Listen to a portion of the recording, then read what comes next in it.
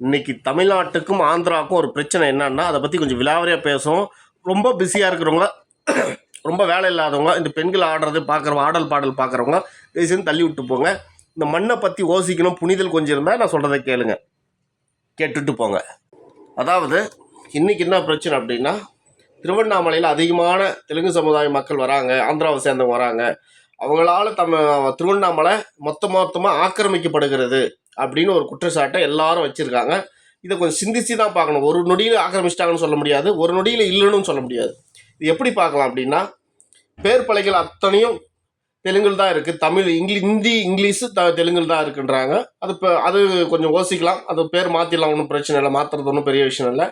அடுத்த குற்றச்சாட்டு, அதிகமான நிலங்களை வாங்கி போடுறாங்க அப்படின்றாங்க. இது கொஞ்சம் ஆபத்தான ஒரு விஷயம். அதிகமான நிலங்களை வாங்கி போடுறாங்க, ஏவாள சப்போர்ட்டோட பஸ்ஸில் அருணாச்சலன் பேர் எழுதுறாங்க, அண்ணாமலையார்ன்ற பேரான்ட்டு.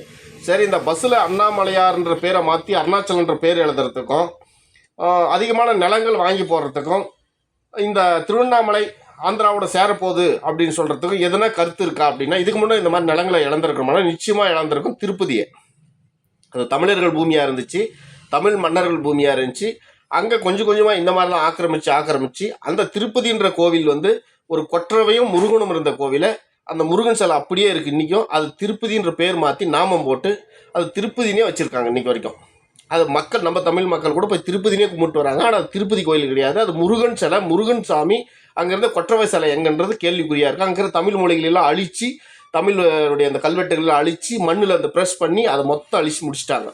இந்த மாதிரி ஒரு நிகழ்வு திருப்பதியில் நடந்திருக்கு. தமிழர்கள் அதிகமாக வாய்ந்த பகுதியில் கொஞ்சம் கொஞ்சமாக குடியேற்றம் நகர்ந்து அதை நம்ம இழந்திருக்கிறோம்.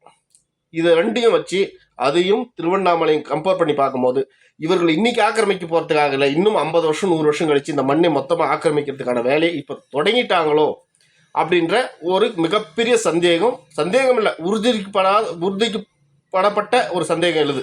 ஏன்னா இழந்திருக்கலாம் நம்ம மண்ணை. இப்போ இதில் என்ன சிந்திக்கணும், மக்கள் என்ன சிந்திக்கணும்னா, உன் மண்ணு பறிப்போதுன்னு தெரியுதில்ல, அப்போ நீ யாரை தேர்ந்தெடுக்கணாங்க? ஏவாவையில் ஒரு விஷ செடின்னு தெரியுது, அவன் இப்படி தான் செய்கிறான், அங்கே இருக்கிற மக்களை எல்லாம் மொத்தமாக ஒழிக்கணும்னு பார்க்குறான்னு தெரியுதுல்ல, அவனுக்கு வாக்களிக்கிறத நிப்பாட்டணும். அடுத்தது திருவண்ணாமலையிலே இன்னொரு விஷயமும் நடந்திருக்கு. கிரிவல பாதைன்றது மிக தவறான ஒரு விஷயம். அது தமிழர்களால் சொல்லப்பட்ட சொல்லு இல்லை. தமிழர்கள் மலசுத்திரம் தான் சொல்லுவாங்க, மலசுத்திரம் தான் சொல்லுவாங்க.